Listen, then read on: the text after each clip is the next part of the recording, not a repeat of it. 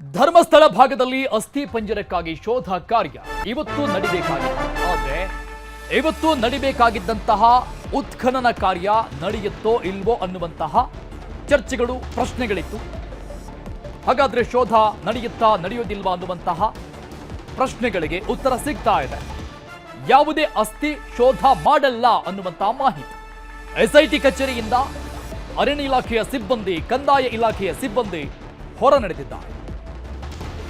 ಹಿರಿಯ ಅಧಿಕಾರಿಗಳೆಲ್ಲರೂ ಕೂಡ ಬಂದಿದ್ದು. ಯಥಾ ಪ್ರಕಾರವಾಗಿ ಇವತ್ತು ಕೂಡ ಉತ್ಖನನಕ್ಕಾಗಿ ಕಳೆದ 3 ಗಂಟೆಯಿಂದ ಎಸಿ ಸ್ಟೆಲ್ಲಾ ವರ್ಗೀಸ್ ಅವರು ವಿಡಿಯೋ ಕಾನ್ಫರೆನ್ಸ್ ನಲ್ಲಿದ್ದಾರೆ.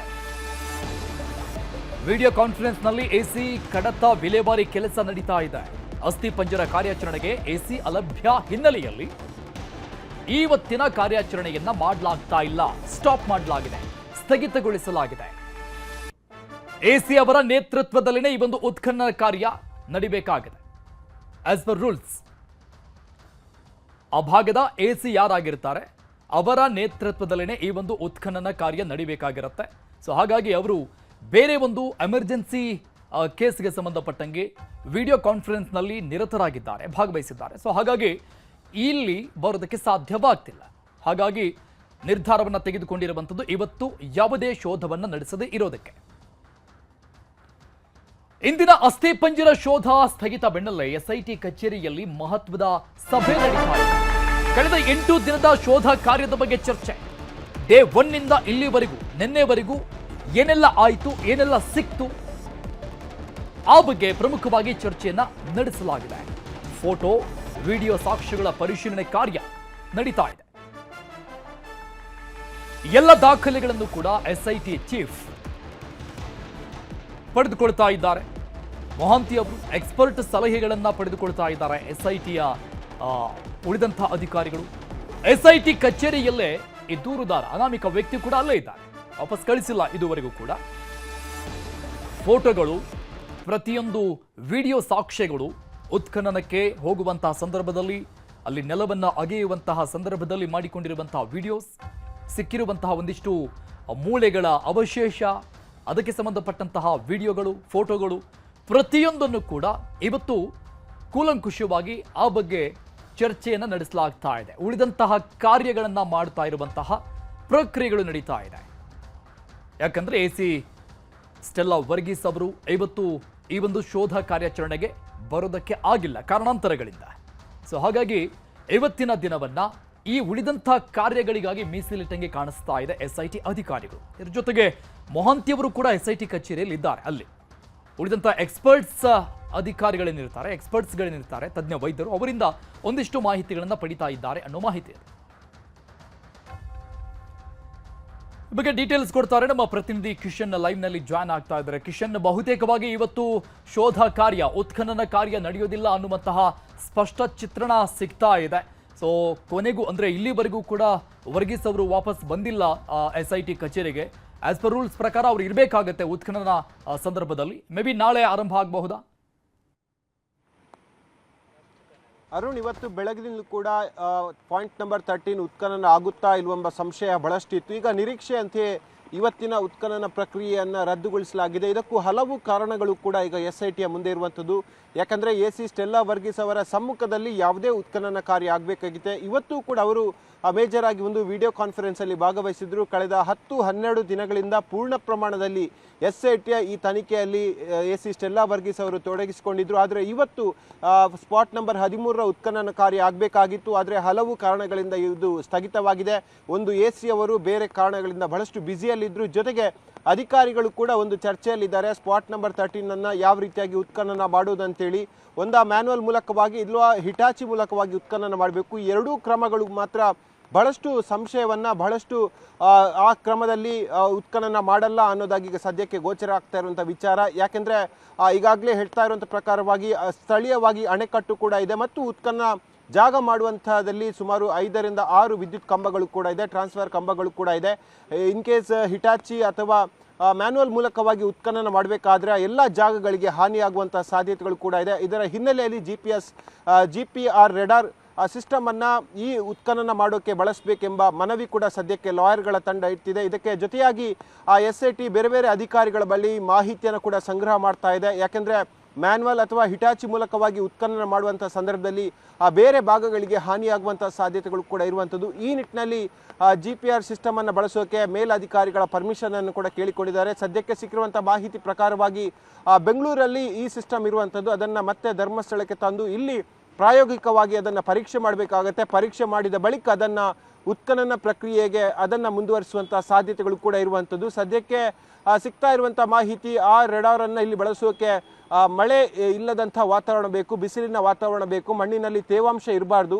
ಈ ನಿಟ್ಟಿನಲ್ಲಿ ಇವತ್ತು ವಾತಾವರಣ ಕೂಡ ಅದಕ್ಕೆ ಪೂರಕವಾಗಿಲ್ಲ. ಬೆಳಗಿನ ಕೂಡ ತುಂತುರು ಮಳೆ ಆಗ್ತಾ ಇದೆ. ಇದೇ ಹಿನ್ನೆಲೆಯಲ್ಲಿ ಇವತ್ತು ಎಲ್ಲ ಉತ್ಖನನ ಪ್ರಕ್ರಿಯೆಯನ್ನು ಸ್ಥಗಿತಗೊಳಿಸಲಾಗಿದೆ. ಜೊತೆಗೆ ಅನಾಮಿಕನನ್ನು ಬೆಳ್ತಂಗಡಿಯ SIT ಕಚೇರಿಯಲ್ಲಿ ಮತ್ತೆ ವಿಚಾರಣೆಗೊಳಪಡಿಸಿದ್ದಾರೆ. ಯಾಕೆಂದರೆ ಆತ ಹೇಳಿಕೆಯ ಸಂದರ್ಭದಲ್ಲಿ ಸುಮಾರು 30ಕ್ಕೂ ಹೆಚ್ಚು ಸ್ಪಾಟ್ಗಳನ್ನು ಗುರುತು ಮಾಡ್ತೇನೆ ಅಂತ ಹೇಳಿರುವಂಥದ್ದು. ಈ ನಿಟ್ಟಿನಲ್ಲಿ ಭಾಗ 1ರ ಅಧ್ಯಾಯ ಮುಗಿದ ಬಳಿಕ ಭಾಗ 2ರಲ್ಲಿ ಸುಮಾರು 17 ಸ್ಪಾಟ್ಗಳನ್ನು ಗುರುತು ಮಾಡುವಂತಹ ಸಾಧ್ಯತೆಗಳು ಕೂಡ ಇದೆ. ಈ ಬಗ್ಗೆ SIT ಅಧಿಕಾರಿಗಳು ಆತನಿಂದ ವಿವರವನ್ನು ಪಡ್ಕೊಂಡಿರುವಂಥದ್ದು. ಸದ್ಯದ ಮಾಹಿತಿ ಪ್ರಕಾರವಾಗಿ SIT ಕಚೇರಿಯಿಂದ ಫಾರೆನ್ಸಿಕ್ ಆಗಿರ್ಬೋದು, ಸೋಕಾ ಆಗಿರ್ಬೋದು, ಇನ್ನಿತರ ಪೊಲೀಸ್ ಅಧಿಕಾರಿಗಳು ನಿರ್ಗಮಿಸಿದ್ದಾರೆ. ಬಂದಂಥ ಅನಾಮಿಕ ವ್ಯಕ್ತಿ ಕೂಡ ಲಾಯರ್ಗಳ ಜೊತೆ ಅಜ್ಞಾತ ಸ್ಥಳಕ್ಕೆ ಹೋಗಿದ್ದಾನೆ. AC ಅವರ ಕಚೇರಿಯಲ್ಲಿ ಅಂದರೆ ತಹಶೀಲ್ದಾರ್ ಅವರ ಕಚೇರಿಯಲ್ಲಿ ವಿಡಿಯೋ ಕಾನ್ಫರೆನ್ಸಲ್ಲಿ ಇದ್ದಂಥ AC ಅವರು ಕೂಡ ನೇರವಾಗಿ SIT ಕಚೇರಿಗೆ ಹೋಗದೆ ಮತ್ತೆ ಪುತ್ತೂರಿಗೆ ವಾಪಸ್ ಆಗಿರುವಂಥದ್ದು. ಈ ನಿಟ್ಟಿನಲ್ಲಿ ಒಂದು ದೃಢತೆ ಬರ್ತಾ ಇದೆ. ಇವತ್ತು ಯಾವುದೇ ಕಾರಣಕ್ಕೂ ಉತ್ಖನನ ಪ್ರಕ್ರಿಯೆ ಆಗಲ್ಲ. ನಾಳೆ ಉತ್ಖನನ ಪ್ರಕ್ರಿಯೆ ಆಗುವಂಥ ಸಾಧ್ಯತೆಗಳು ಕೂಡ ಇದೆ. ರೆಡಾರ್ ಸಿಸ್ಟಮ್ ಅನ್ನು ಬಳಸಿ ಉತ್ಖನನ ಮಾಡ್ಬೋದು ಅಥವಾ ಹಿಟಾಚಿ ಮೂಲಕವಾಗಿ ಕೂಡ ಉತ್ಖನನ ಮಾಡ್ಬೋದು. ಇನ್ ಕೇಸ್ ಹಿಟಾಚಿ ಮೂಲಕವಾಗಿ ಉತ್ಖನನ ಮಾಡಬೇಕಾದಂತಹ ಅನಿವಾರ್ಯ ಸಂದರ್ಭದಲ್ಲಿ ಯಾವ ರೀತಿಯಾಗಿ ಅಣೆಕಟ್ಟಿಗೆ ಹಾನಿಯಾಗುತ್ತಾ ಅಥವಾ ವಿದ್ಯುತ್ ಸಂಪರ್ಕಕ್ಕೆ ತೊಂದರೆ ಆಗುತ್ತಾ ಎಂಬಿತ್ಯಾದಿ ಮಾಹಿತಿಗಳನ್ನು ಈಗಾಗಲೇ ನೀರಾವರಿ ಮತ್ತು ಮೆಸ್ಕಾಂ ಇಲಾಖೆಯಿಂದ SIT ಅಧಿಕಾರಿಗಳು ಪಡೆದುಕೊಂಡಿರುವಂಥದ್ದು.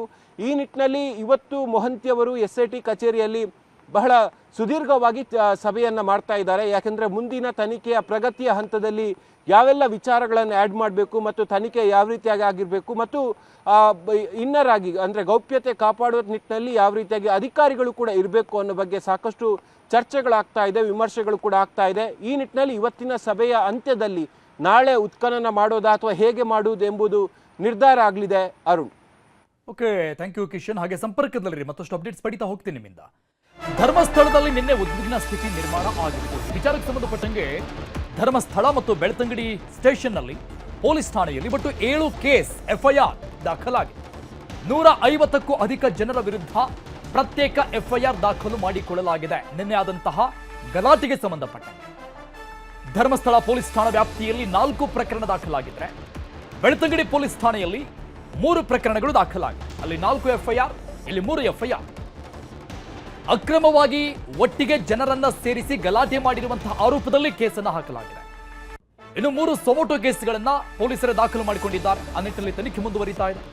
ಪರಸ್ಪರ ಹಲ್ಲೆ ನಡೆಸಿದ ಆರೋಪದ ಅಡಿಯಲ್ಲಿ ಒಟ್ಟಾರೆ 4 ಪ್ರಕರಣ ದಾಖಲಾಗಿದೆ. ಧರ್ಮಸ್ಥಳ ಮತ್ತು ಬೆಳ್ತಂಗಡಿ ಪೊಲೀಸ್ ಠಾಣೆಯ ವ್ಯಾಪ್ತಿಗೆ ಸಂಬಂಧಪಟ್ಟಂಗೆ ಒಟ್ಟು 7 ಕೇಸ್ಗಳು ದಾಖಲಾಗಿವೆ. ನಿನ್ನೆ ಆದಂತಹ ಗಲಾಟೆಗೆ ಸಂಬಂಧಪಟ್ಟಂಗೆ 150ಕ್ಕೂ ಹೆಚ್ಚು ಜನರ ವಿರುದ್ಧ ಈ ಪ್ರಕರಣಗಳನ್ನು ದಾಖಲು ಮಾಡಲಾಗಿದೆ. 3 ಸೊಮೋಟೋ ಪ್ರಕರಣಗಳು ಕೂಡ ಇದೆ. ಪೊಲೀಸರು ಪರಸ್ಪರ ಹಲ್ಲೆ ನಡೆಸಿದ ಆರೋಪದಲ್ಲಿ, ಅಕ್ರಮವಾಗಿ ಜನರನ್ನ ಸೇರಿಸಿ ಏಕಾಏಕಿ ಹಲ್ಲೆ ನಡೆಸಿದಂತಹ ಆರೋಪದಲ್ಲಿ ಕೇಸ್ಗಳು ದಾಖಲಾಗಿದೆ. ಇನ್ನಷ್ಟು ಡೀಟೇಲ್ಸ್ ಕೊಡ್ತಾರೆ ನಮ್ಮ ಪ್ರತಿನಿಧಿ ಕಿಶನ್ ಲೈವ್ ನಲ್ಲಿದ್ದಾರೆ. ಕಿಶನ್, ನನ್ನೆಯ ಬೆಳವಣಿಗೆ ಕೊನೆ ಹಂತದ ಕಾರ್ಯಾಚರಣೆಯ ಸಂದರ್ಭದಲ್ಲಿ ಆಗಿರುವಂತಹ ಆ ಒಂದು ಬೆಳವಣಿಗೆ ಬಹಳಷ್ಟು ಚರ್ಚೆಗೆ ಗ್ರಾಸ ಆಗಿತ್ತು. ಸೊ 150ಕ್ಕಿಂತ ಹೆಚ್ಚು ಜನರ ವಿರುದ್ಧ FIR ಆಗಿರುವಂಥದ್ದು. ಯಾಕಂದ್ರೆ ಒಂದು ಸೂಕ್ಷ್ಮವಾದಂತಹ ಪ್ರಕ್ರಿಯೆ ನಡೀತಾ ಇದೆ, ಒಂದು ಶೋಧ ಕಾರ್ಯ ನಡೀತಾ ಇದೆ. ಇಂತಹ ಸಂದರ್ಭದಲ್ಲಿ ಇಂತಹ ಗಲಾಟೆ ಯಾವ ಕಾರಣಕ್ಕಾಗಿ ಮಾಡಿದ್ರು ಅನ್ನುವಂಥದ್ದನ್ನು ಕೂಡ ಬಹಳಷ್ಟು ಗಂಭೀರವಾಗಿ ಪರಿಗಣಿಸಬೇಕಾಗತ್ತೆ. ಸೊ ಅದನ್ನ ಪೊಲೀಸರು ಮಾಡ್ತಾ ಇದ್ದಾರೆ. ಅರುಣ್, ಹೌದು. ಯಾಕೆಂದ್ರೆ ಇದು ಬಹಳ ಗಂಭೀರವಾದಂಥ ಪ್ರಕರಣ ಮತ್ತು ಇಡೀ ರಾಷ್ಟ್ರವೇ ಈ ಪ್ರಕರಣವನ್ನು ಎದುರು ನೋಡ್ತಾ ಇದೆ. ಈ ಪ್ರಕರಣದ ತನಿಖೆಯ ಹಂತದಲ್ಲಿ ಈ ರೀತಿಯಾಗಿ ಗಲಭೆಯನ್ನು ಎಬ್ಬಿಸೋಕೆ ಪ್ರಯತ್ನ ಪಟ್ಟಿರೋದು ಬಹಳಷ್ಟು ಖಂಡನೀಯ. ಜೊತೆಗೆ ಇದರ ಬಗ್ಗೆ ದಕ್ಷಿಣ ಕನ್ನಡ ಜಿಲ್ಲಾ ಪೊಲೀಸ್ ವರಿಷ್ಠಾಧಿಕಾರಿ ಡಾಕ್ಟರ್ ಅರುಣ್ ಅವರು ಕೂಡ ಶಿಸ್ತು ಕ್ರಮಕ್ಕೆ ನಿನ್ನೆ ಸೂಚನೆ ಕೊಟ್ಟಿರುವಂಥದ್ದು. ನಿನ್ನೆ ಘಟನೆ ಆದ ತಕ್ಷಣವಾಗಿ ಅರುಣ್ ಮತ್ತು ಅಮಿತ್ ಸಿಂಗ್ ಅವರು ಧರ್ಮಸ್ಥಳದ ಪೊಲೀಸ್ ಠಾಣೆಗೆ ಬಂದಿದ್ದರು ಮತ್ತು ಎರಡೂ ಕಡೆಯವರನ್ನ ಕರೆಸಿ ಒಂದು ಮಾತುಕತೆಯನ್ನು ಮಾಡಿರುವಂಥದ್ದು ಮತ್ತು ಎಚ್ಚರಿಕೆಯನ್ನು ಕೊಟ್ಟಿದ್ದಾರೆ. ಇದೇ ಹಂತದಲ್ಲಿ ಎರಡೂ ಕಡೆಯವರಿಗೆ ಹೇಳಿರೋದಿಷ್ಟೇ, ನಿಮ್ಮ ವಾದ ಪ್ರತಿವಾದಗಳು ಏನಿದ್ರು ಕೂಡ, ಆರೋಪ ದೂರುಗಳು ಏನೋ ಇದ್ರು ಕೂಡ ಅದನ್ನು ಪೊಲೀಸ್ ಠಾಣೆಗೆ ಸರಿಯಾದ ದಾಖಲೆಯನ್ನು ಇಟ್ಕೊಂಡು ಬಂದು ಕಂಪ್ಲೇಂಟ್ ಮಾಡಿ ಪೊಲೀಸರು ಕಾನೂನು ಮೂಲಕವಾಗಿ ಉತ್ತರ ಕೊಡ್ತಾರೆ. ಅದು ಹೊರತಾಗಿ ಕಾನೂನನ್ನು ಕೈಗೆ ತೆಗೆದುಕೊಳ್ಳುವಂಥ ಪ್ರಯತ್ನವನ್ನು ಪಟ್ಟರೆ ಪೊಲೀಸರು ಕಾನೂನು ಮೂಲಕವೇ ನಿಮಗೆ ಉತ್ತರವನ್ನು ಕೊಡ್ತಾರೆಂಬ ನೇರವಾದ ಎಚ್ಚರಿಕೆಯನ್ನು ಅರುಣ್ ಅವರು ಎರಡೂ ಕಡೆಯವರಿಗೆ ಕೊಟ್ಟಿರುವಂಥದ್ದು. ಈ ನಿಟ್ಟಿನಲ್ಲಿ ಇವತ್ತು ಬರೋಬ್ಬರಿ 7 ಪ್ರಕರಣಗಳು ನಿನ್ನೆಯ ಘಟನೆಗೆ ಸಂಬಂಧಪಟ್ಟಂತಾಗಿದೆ. ಧರ್ಮಸ್ಥಳ ಪೊಲೀಸ್ ಠಾಣೆಯಲ್ಲಿ 4 ಪ್ರಕರಣ ದಾಖಲಾದರೆ ಬೆಳ್ತಂಗಡಿ ಠಾಣೆಯಲ್ಲಿ 3 ಪ್ರಕರಣ ದಾಖಲಾಗಿದೆ. ಈ 4 ಪ್ರಕರಣಗಳು 2 ಇತ್ತಂಡಗಳ ನಡುವೆ ಆಗಿರುವಂಥದ್ದು. ಮತ್ತೆ 3 ಪ್ರಕರಣಗಳು ಪೊಲೀಸರು ಸುಮೋಟವಾಗಿ ದಾಖಲು ಮಾಡಿರುವಂಥದ್ದು. ಯಾಕಂದರೆ ಉಜಿರೆಯ ಖಾಸಗಿ ಹಾಸ್ಪಿಟಲ್ನ ಮುಂಭಾಗ ಅಕ್ರಮ ಕೂಟ ಸೇರಿದ್ರು, ಧರ್ಮಸ್ಥಳದ ಪೊಲೀಸ್ ಠಾಣೆಯ ಮುಂಭಾಗ ಅಕ್ರಮ ಕೂಟ ಸೇರಿದ್ರು, ನೇತ್ರಾವತಿಯ ಪಾಂಗಳ ಕ್ರಾಸ್ ಎಂಬಲ್ಲಿ ಕೂಡ ಜನ ಸಾಕಷ್ಟು ಸಂಖ್ಯೆಯಲ್ಲಿ ಸೇರಿ ಅಕ್ರಮ ಕೂಟವನ್ನು ಸೇರಿದ್ರು ಎಂಬ ಕಾರಣಕ್ಕಾಗಿ ಪೊಲೀಸರೇ 3 ಸುಮೋಟೋ ಕೇಸ್ಗಳನ್ನು ಕೂಡ ದಾಖಲು ಮಾಡಿದ್ದಾರೆ. ನಿನ್ನೆಯ ಎಲ್ಲ ವಿಡಿಯೋ ಫೂಟೇಜ್ಗಳನ್ನು ಸಂಗ್ರಹಿಸಿದ್ದಾರೆ ಪೊಲೀಸರು. ವಿಡಿಯೋದಲ್ಲಿರುವಂತಹ ಎಲ್ಲ ವ್ಯಕ್ತಿಗಳನ್ನು ಐಡೆಂಟಿಫೈ ಮಾಡಿ ಪೊಲೀಸರು ಈಗ ಪ್ರಕರಣವನ್ನು ದಾಖಲಿಸ್ತಾ ಇದ್ದಾರೆ. ಸದ್ಯ ಸಿಕ್ಕಿರುವಂಥ ಮಾಹಿತಿ ಪ್ರಕಾರವಾಗಿ ಸುಮಾರು 150ಕ್ಕೂ ಹೆಚ್ಚು ಮಂದಿಯ ಮೇಲೆ FIR ಆಗುವಂಥ ಸಾಧ್ಯತೆಗಳು ಕೂಡ ಇದೆ. ವಿಡಿಯೋವನ್ನು ಸೂಕ್ಷ್ಮವಾಗಿ ಸಂಗ್ರಹಿಸಿ ಅದರ ಜೊತೆಗೆ 2 ವಾಹನಗಳಿಗೆ ಕೂಡ ಹಾನಿ ಮಾಡಲಾಗಿದೆ, ಕಲ್ಲನ್ನು ತೂರಾಟ ಮಾಡಲಾಗಿದೆ. ಹಾನಿಗೊಳಗಾದಂಥವರು ಮತ್ತು ಕಂಪ್ಲೇಂಟನ್ನು ಕೊಟ್ಟಿದ್ದಾರೆ ವಾಹನದ ಮಾಲಕರು. ಜೊತೆಗೆ ಹಾನಿ ಮಾಡಿದವರನ್ನು ಕೂಡ ಪೊಲೀಸರು ಐಡೆಂಟಿಫೈ ಮಾಡಿದ್ದಾರೆ. ಅವರನ್ನು ಕೂಡ ವಶಕ್ಕೆ ಪಡೆದುಕೊಳ್ಳುವಂಥ ಸಾಧ್ಯತೆಗಳು ಕೂಡ ಇರುವಂಥದ್ದು. Arun, thank you Kishan Shetty.